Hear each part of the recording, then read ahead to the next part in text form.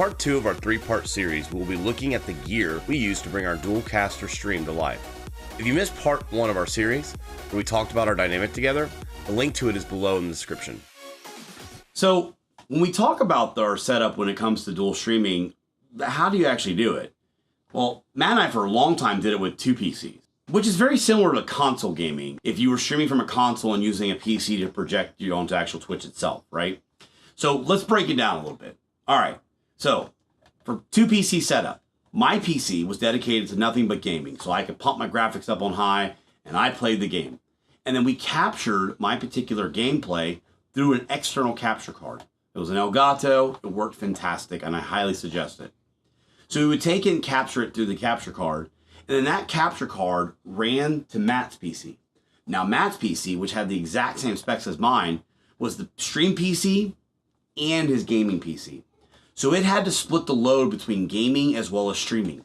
And sometimes you would have to sacrifice on the graphics of the game in order to make sure that the OBS was getting all the power it needed in order to run the stream at a good quality. So we would focus, on games that we could do that where maybe it was a minimalist view and you didn't see it as much. Maybe it wasn't as noticeable, but that was a challenge that we had faced with that.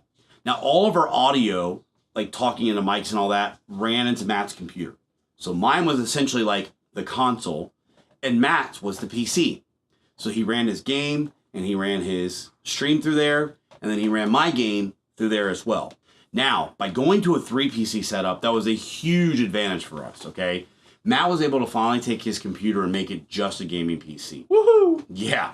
So that meant that his graphics went up, the quality of the game that he was playing went up, which was a lot nicer. Took the less of a load off of his computer, and he didn't have to worry so much about like it overworking and overheating and things like that. Longer streams, because it was less wear and tear on the computer. My PC stayed the same, and we brought in the 3rd one. So the 3rd one we actually designed to be a little bit better streaming rig. Not so much of a focus on gameplay, but more of a focus on actual just performance in general for streaming. We made sure that we had a CPU that would do a good job in the processing, could push our bitrate up, and push the quality of what we're trying to process to Twitch a little bit better. So both of our gameplays on both of our separate PCs flow into the streaming PC. The sound flows into the streaming PC. And then that pushes up to Twitch, and that's how it works. It's very, very, very, very simple. When it comes to the audio stuff and it comes to the peripherals and all that, it can be challenging because you got to kind of figure it all out, and it's kind of like a little bit of a puzzle as you're putting it all together. But don't let that stop you. 2 PCs is possible. 3 PCs, even better. So let's talk about some of the things that we have. Matt and I traditionally use a gaming type keyboard for our main computers when we're playing our games, stuff like that. Something that we feel helps, is a little more comfortable and gives us what we feel the gaming advantage, right? And the competitive edge. We also use our mice like that are kind of along the same lines. Whatever our preferential style is, we're using 3 PCs, right? So I sit at my gaming PC, Matt sits at his gaming PC. Well, we got to have a way to access the 3rd PC. And what we found was easy. If we went with a wireless one, we could just swap it back and forth. If I needed to type something or pick something up, I just grabbed the keyboard and the mouse. Now, for our normal gaming stuff, we use wired stuff. We always found those to be a little bit more dependable and stuff like that. There's a lot of great manufacturers that make a lot of nice wireless stuff. But I don't know. I kind of just want to make sure that it's wired. That's just a personal preference. No, I agree. Another thing that is kind of a big thing for us that we get asked all the time is we have 8 monitors, and that's kind of a lot. It tends to make it a little warm in here. Oh, yeah. Yeah, so, but people ask, why do you have 8 monitors? Is it necessary for streaming and stuff like that? You got to remember there's 2 of us. So there's a lot of things that we have to kind of monitor that's going on. Now, as a single stream, of course, you only need to have maybe 2 monitors or 3 monitors and stuff like that. And I know people that have a lot of monitors. Oh, yeah. But with us, with being 2 of us, we want to make sure we have all the information at our fingertips, right? So for my particular setup on my monitors, I usually have a monitor that's dedicated to emails. That way, in case anything important comes across that we need to discuss and take care of, I usually have that same monitor also shares my Discord, so that if anybody wants to directly reach out to me personally, or I have something that's happening that I need to focus on, it'll be just addressed to the BGG Joe. Then I have my gameplay monitor, obviously, which is the most important monitor. And then above that monitor, I actually kind of focus on things such as like the dashboard, where I'll keep track of like what's happening in the game or happening inside the stream at the moment. And that's where I also have a little bit of a chat. That chat allows me to see kind of what you guys are seeing in the real-time video of what's happening with the stream. Now Matt kind of can tell you what's going on in the middle monitor and like his setup. So like the middle monitor is kind of like our like central command basically. That's where we have like OBS. We have our alerts come through. We have a chat on there as well. We have a soundboard. We have Discord. We have the bot, as well as that's where Spotify runs through for like our intros and stuff like that. And then like on my personal monitors, I've got 3 monitors as well. I've got, like my main monitor is my gaming monitor. And then above that, I keep a window just for like surfing like the web if I need to like look up something or whatever.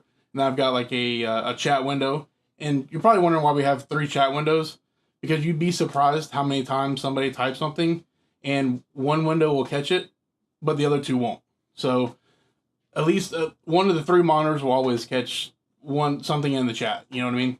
And then my 3rd window, I have like sound, like my sound stuff open, and then like Steam or whatever. We used to run things on a total of 5 monitors, and going to 3 more additional monitors really just kind of upped the game for us. Is it a necessity? No, but is it a luxury? Yes. Do we find that it benefits the stream? Absolutely. Having the chat window in different places, like Matt said, allows us to not like lose anything in the chat, as well as I can kind of look anywhere and see what's going on with the chat. For our particular stream and with dual casting, we said earlier that it's important that you can, a benefit is that you have 2 people that can kind of monitor the chat so you don't miss stuff. It's really important for Matt and I, whether it's a troll comment that comes in or it's something that's insightful or maybe somebody's just telling us about our day, Matt and I don't want to miss it. And it's important for us to be able to see it. Now, the middle monitor chat, Matt kind of blows it up a little big for me so that I can see it a little bit better. So it's a little different size than what our other monitor chats are. And I can say this too, like adding a monitor above mine with a chat on it has also like gotten me more like noticing chat more. Hands down. And me not talking, as you can tell from the videos, it's actually got me talking more and responding more to chat, having that chat right above my gameplay. So this is an element we added into our stream like just a few months ago, and it's, after doing this like 20 months, it's stepped the stream up to another level by, taking Matt, who's comfortable streaming, but then has actually kind of given him a little bit more of a push to talk to the chat, which is fantastic. So some of the other things that we have, the peripherals that you'll notice, we have like a stream deck, for example. So the stream deck is something we utilize. It's a really big thing. We're big fans of Elgato. The Elgato HD60 Pro is what we use for our internal capture cards, and we used to use the HD60S for our external in our 2 PC setup. But we also use the Elgato Stream Deck. So whenever they came out with it, naturally Matt and I bought it right away.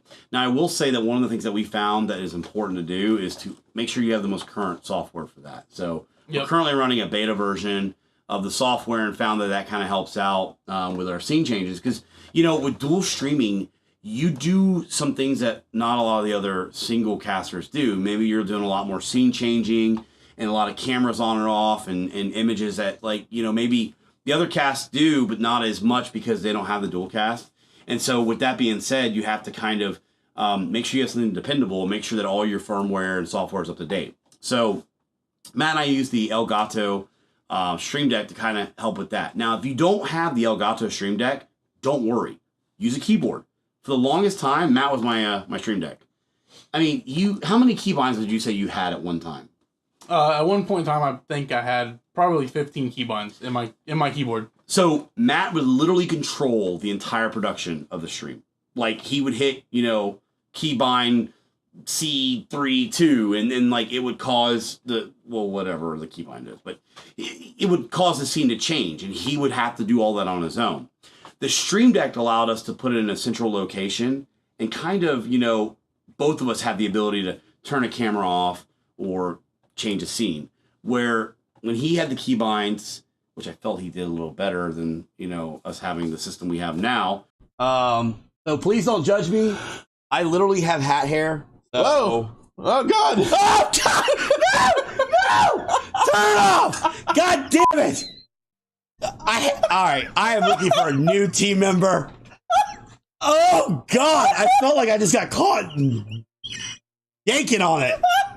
Oh! He had all the power to kind of do all the stuff in the control movements.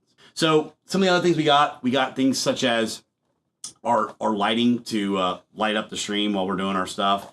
Standard drop box lighting and stuff like that. With there being two of us, we work side by side. So Matt and I sit about, it was about what, like 30 inches between us? Yep. Probably about 30 inches between us. And we sit on like a, you know, pretty large wall. And so we're able to actually utilize just one set of lighting when it comes to our lighting setup. And we use our web arounds for the back of our chairs, which makes it really nice because we're able to have a little bit better airflow. We are sitting close together, so we have to make sure that we don't touch whenever we're doing that. But those are the green screens that we use when it comes to streaming. So something that's really important when it comes to your setup, whether it be single casting or dual casting, is sound. Sound is very important. I find that when we poll a lot of our audience and our viewers, we say, like, you know, what's important to you, they want to be able to, like, listen to you and hear you well. You'd be surprised the amount of people that actually do not watch your gameplay. They're actually just listening to you in the background. It's like a talk show. And that's something you offer as dual casters. You know, Matt and I banter back and forth, and it's like listening to a radio show. You can easily just put it on audio only for Twitch and just listen to the morning drive type show. And so sound is crucial for that type of thing. So we use our directional mics, and they are XLR cable that go into a Behringer mixer. And we don't change a lot of the settings on the mixer because Matt kind of got those dialed in. You know, what are some of the things that you have that you mess with on there? Well, the gain is important. Finding the right gain levels. But then like your high, your mids and lows. Other than that is just the volume level, really. Yeah, and so he used to kind of use that to kind of help for peaking and stuff like that. But actually, since we've kind of progressed through our, you know, Twitch careers here, we actually do a lot of that kind of stuff internally in OBS, and we're going to show you that. One of the things that we do that's maybe a little special for like the dual cast is that we have to use a splitter for our inputs, because the microphones in our current setup and actually in our old setup, whether it be a 3PC or 2PC, my audio all feeds into either the second PC, which what used to be Matt's PC, or it feeds into the third PC, the streaming PC now. So because all my audio feeds in there, if I want to get on a Saturday when we're not streaming and play some games and get in Discord, I can't talk to anybody because my audio actually is going into the other computer. So we run a splitter to the mixing board, and it allows for us to isolate those sounds separately so that I have control over my own sound as well. So whether that computer's on or not and the audio is running through there is some, you know, remnants of the audio running through my actual computer as well. So that helps to be able to use like push to talk and all that kind of stuff when we're doing that. So the last thing that we have is our cameras. We use the Logitech C920s. They're fantastic. But I do want to caution you about something. It kind of goes back to the whole dual streaming thing, right? So we have a total of 4 right now. I'm always thinking of new ways to add new cameras and new angles and stuff like that. But something you got to remember, though, is that sometimes there's limitation when it comes to the different devices that you're using, such as like the HD60 Pro or the Logitech cameras. Sometimes the computer, the streaming PC, when you put it into OBS, will not detect that it's, you know, separate devices.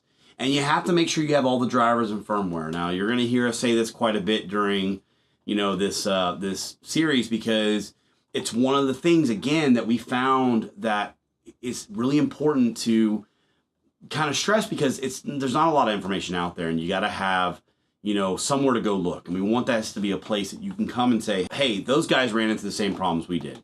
So there's actually a separate program we use for our cameras, and we'll show you that when we go into the OBS video. In our next video of the series, we'll be discussing some of the software we use and some setting tips that make it much easier. If you have any questions about the equipment we use, ask them in the comment section. We have placed some Amazon affiliate links to the products we have talked about in today's videos in the description down below. You can check out those links to get real-time pricing and additional details about those products.